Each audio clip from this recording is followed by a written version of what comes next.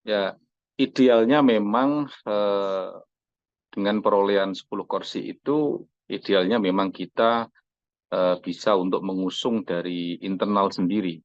Ya, akan tapi kita tentu partai akan mempertimbangkan lebih lanjut dan informasinya dalam waktu dekat ini P3 khususnya Kabupaten Jepara akan melaksanakan penjaringan.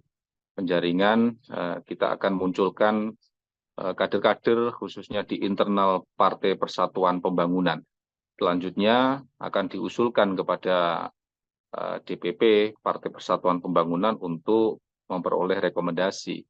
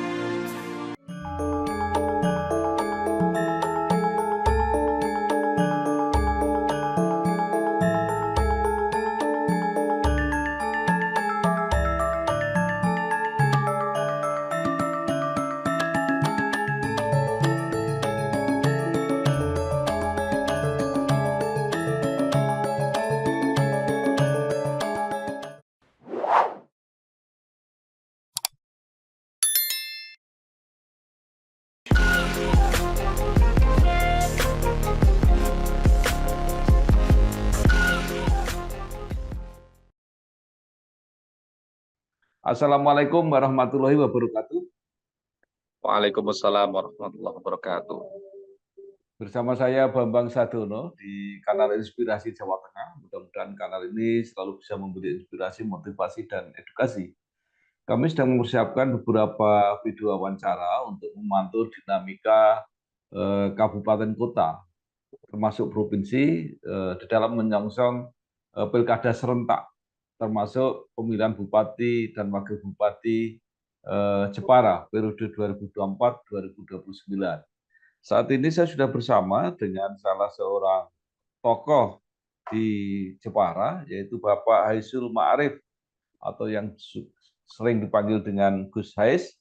Beliau jabatannya sekarang adalah Ketua DPRD Kabupaten Jepara. Apa kabar Pak Haisul?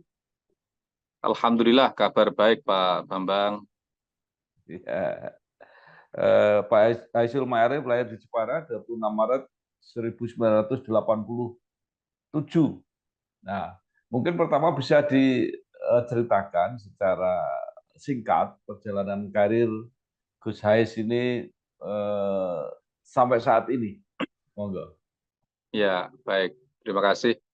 Eh, tahun 2018 ya, tahun 2018 tepatnya menjelang pemilu tahun 2019, eh, saya tidak tahu dalam hati saya kerentek memang pengen terjun di dunia politik dan memang kebetulan background dari keluarga saya memang khususnya dari istri ini kan memang dari Partai Persatuan Pembangunan ya, sehingga eh, lewat itu kemudian saya Bismillah memantapkan niat hati untuk mendaftar saat itu sebagai calon legislatif tahun 2019 itu, dan saya ditempatkan di Dapil 4 meliputi Mayong, Nalom Sari, dan Welahan.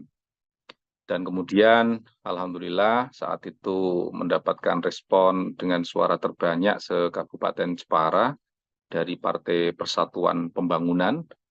Dan kemudian 13 Agustus dilantik sebagai anggota DPRD. Saat itu saya diberikan amanah menduduki sebagai sekretaris Komisi C, bidang pendidikan, kesehatan, dan kesejahteraan, juga sebagai anggota Badan Anggaran. Kemudian 1 tahun kemudian, tahun 2020, saya menggantikan almarhum Bapak Haji Imam Zusti Ghazali, Ketua DPRD sebelumnya, melalui proses fit and proper test saat itu di Semarang yang dilaksanakan oleh DPP, DPW, untuk menggantikan sosok ketua DPRD saat itu. Dan saya setelah fit and proper test ditunjuk diberikan amanah sebagai ketua DPRD sampai saat ini. Selain itu, untuk di partai politik, saya saat ini masih menjabat sebagai Wakil Ketua DPC P3 Kabupaten Jepara, bidang OKK, dan saat ini juga sebagai Sekretaris Dewan Pertimbangan DPW P3 Jawa Tengah, dan juga sebagai saat ini PLT Ketua Gerakan Pemuda Ka'bah Jawa Tengah.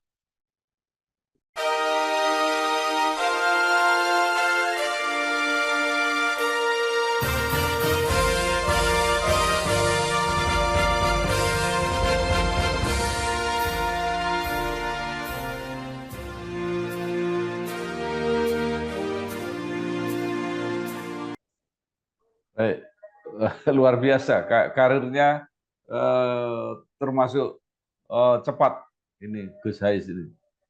Nah, ini baru saja ada Pileg 2024. Mungkin bisa diceritakan capaian P3 di Kabupaten Jepara dalam Pileg 2024 seperti apa? Ya, baik. Terima kasih. Sesuai dengan prediksi kami ya, khususnya para pengurus partai politik P3 di Kabupaten Jepara, kami memprediksikan memang kalau tidak bisa nambah kursi, insya Allah kita optimis mempertahankan 10 kursi. Dan Alhamdulillah hasil dari jerih payah keras, kerja keras semua komponen P3, mesin partai, semua, dan caleg-caleg yang potensial yang kita miliki, alhamdulillah tahun ini kita tetap bisa mempertahankan 10 kursi dan bertambah suara daripada tahun 2019 totalnya.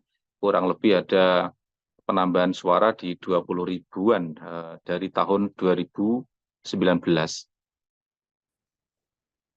Iya, dengan hasil itu P3 menjadi satu-satunya partai yang dalam Pilkada 2024 ini bisa mengusung calon sendiri. Nah, Ya. kira-kira P3 Jepara ini akan mengusung sendiri calon bupati, calon wakil bupatinya, atau tetap akan berkoalisi dengan partai lain?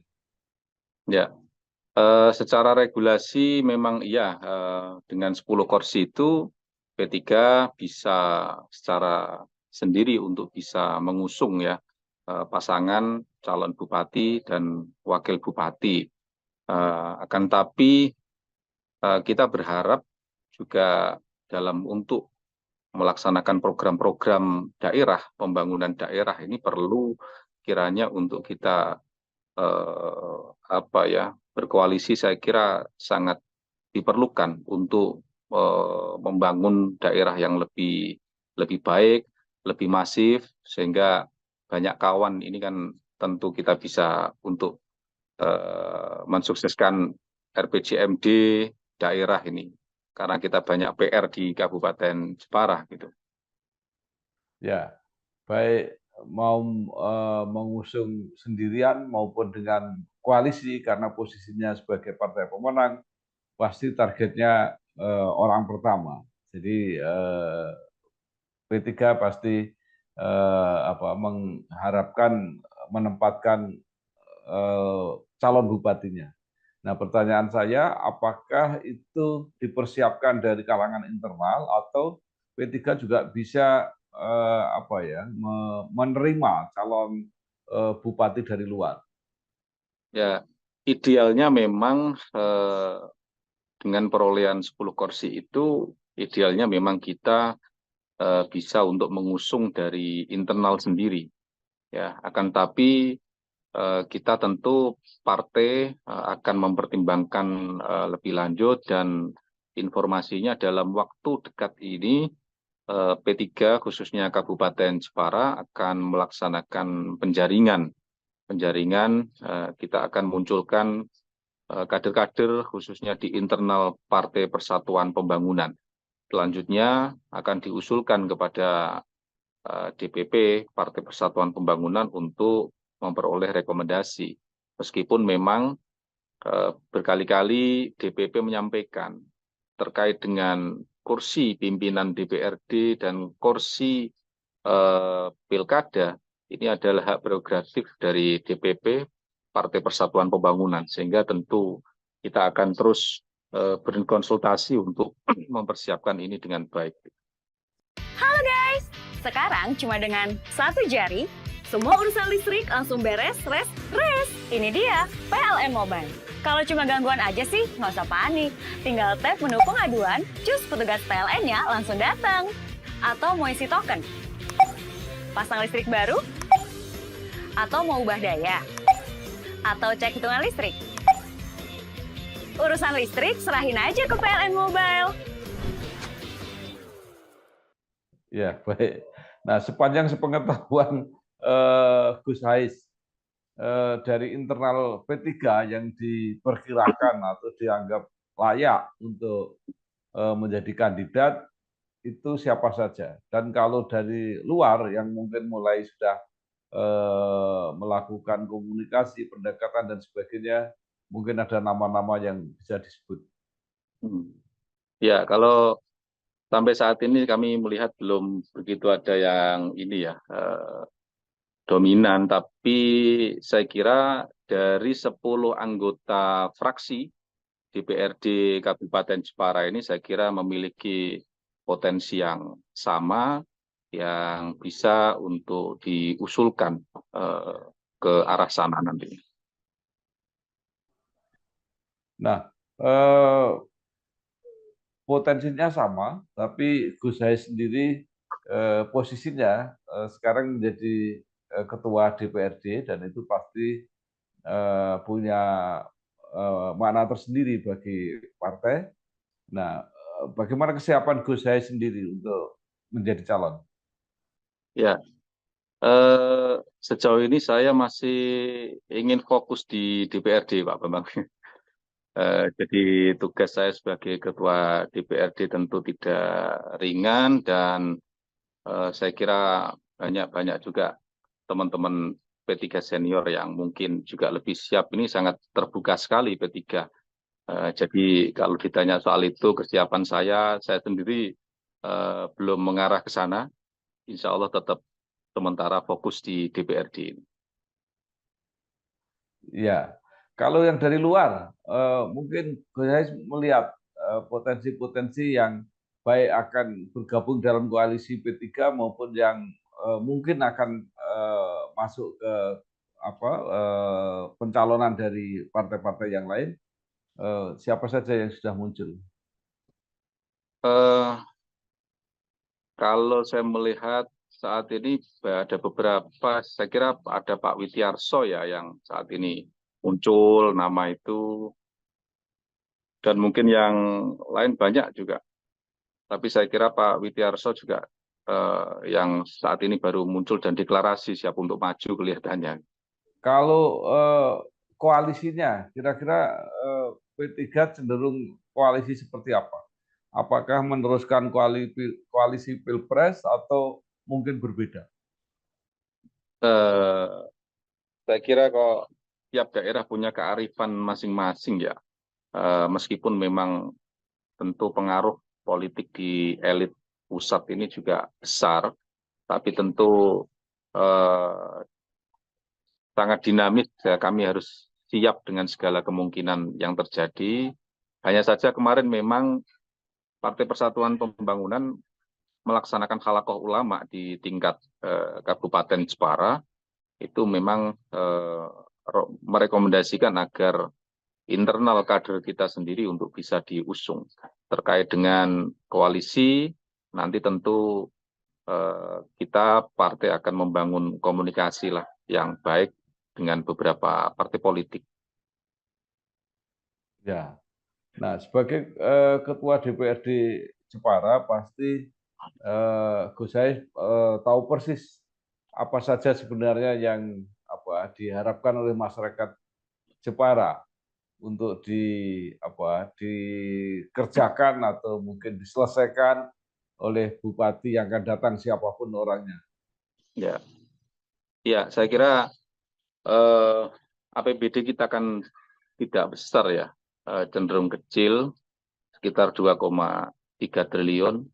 Kemudian PAD kita juga hanya sekitar 400 miliar. Saya kira menggenjot PAD ini menjadi hal yang prioritas dalam rangka untuk bisa menggencarkan pembangunan yang lebih banyak dan lebih masif. Karena PR saat ini banyak sekali seperti infrastruktur ya, infrastruktur kita yang kami anggap khususnya persoalan jalan ini harus menjadi serius karena akses ini menjadi hal yang sangat urgent untuk wilayah Kabupaten Jepara yang agak ke utara daripada kabupaten-kabupaten Pantura yang lain. Sementara kita melihat kondisi jalan yang masih relatif kurang baik. Nah, sehingga saya kira pembenahan infrastruktur ini menjadi hal yang sangat pokok karena dengan itu dapat impact-nya besar khususnya untuk meningkatkan pariwisata yang ada di Kabupaten Jepara. Kemudian mebel furniture ini yang menjadi dambaan Kabupaten Jepara dan untuk bisa menarik investasi baik dalam maupun luar negeri. Saya kira dengan itu Jepara juga akan semakin lebih maju, Pak Bambang.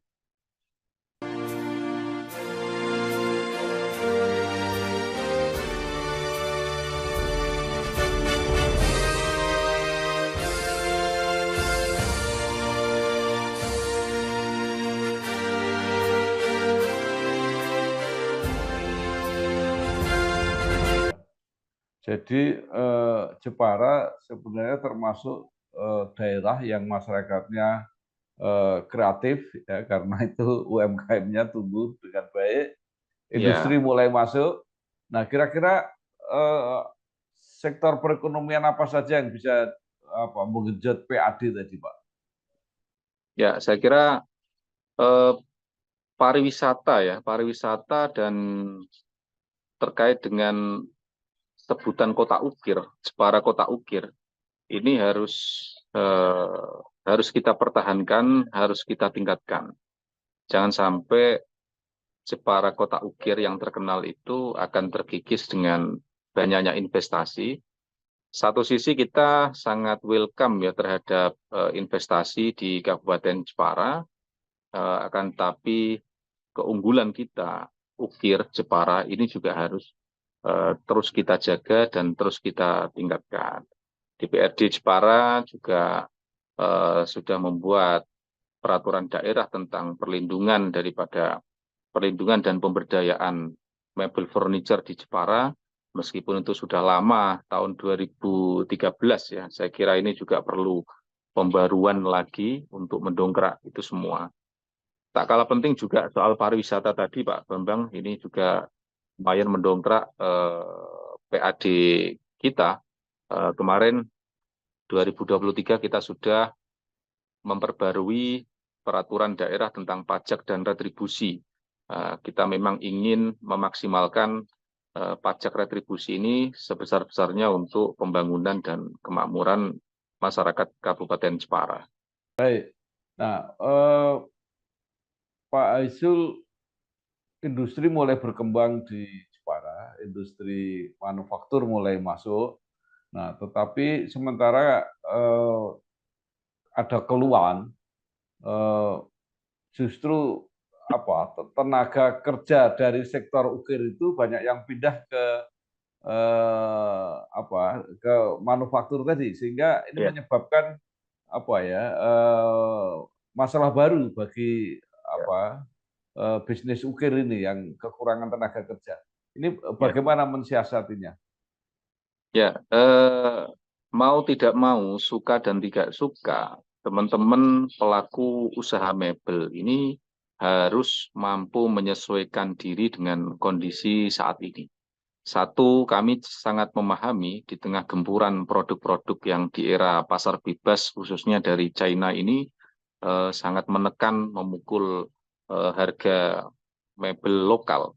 Akan tapi kita juga tidak pesimis.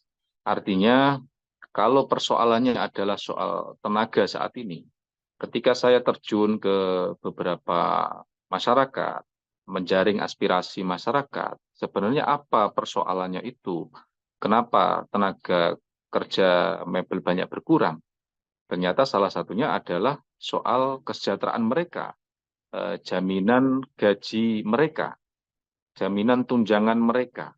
Ini yang kemudian kemarin dalam bulan Ramadan, saya buka bersama dengan teman-teman pelaku mebel usaha ukir. Kami sampaikan bahwa pekerja kita harus mendapatkan perhatian, yaitu salah satunya adalah gaji yang minimal UMR, serta jaminan-jaminan termasuk kesehatan yang harus bersaing dengan mereka yang ada di industri pabrik.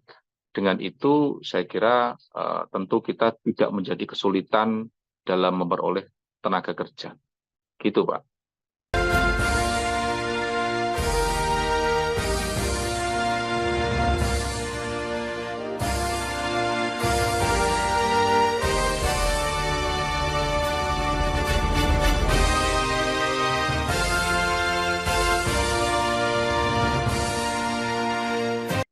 Ya baik, mudah-mudahan ada solusi karena Ya, pada akhirnya memang kesejahteraan masyarakat termasuk tenaga kerja tadi yang akan diperjuangkan. Nah terakhir Pak Aisyul, tentu para pemimpin, para bupati selama ini sudah berusaha yang sebaik-baiknya untuk Jepara.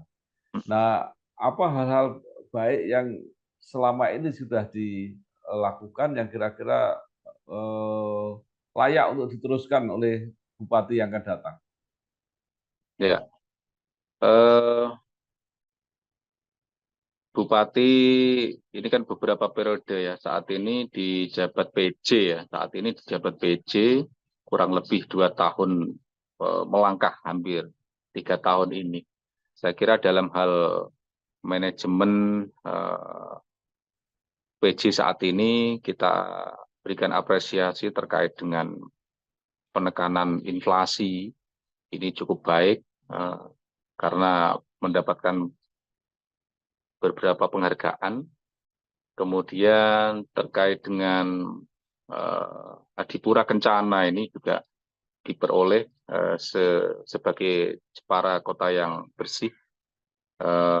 Ini yang menurut saya beberapa hal penting untuk bisa diteruskan kembali. Yang terpenting adalah bagaimana pemimpin Kabupaten Jepara ke depan ini bisa menangkap beberapa pekerjaan rumah yang sangat besar, sebagaimana yang saya sampaikan tadi, soal infrastruktur dan meningkatkan perekonomian, khususnya menggenjot UMKM di Kabupaten Jepara, Pak Bambang. Baik, terima kasih sekali Pak Aisyul Ma'arif, Gus Hais, Ketua DPRD Kabupaten Jepara.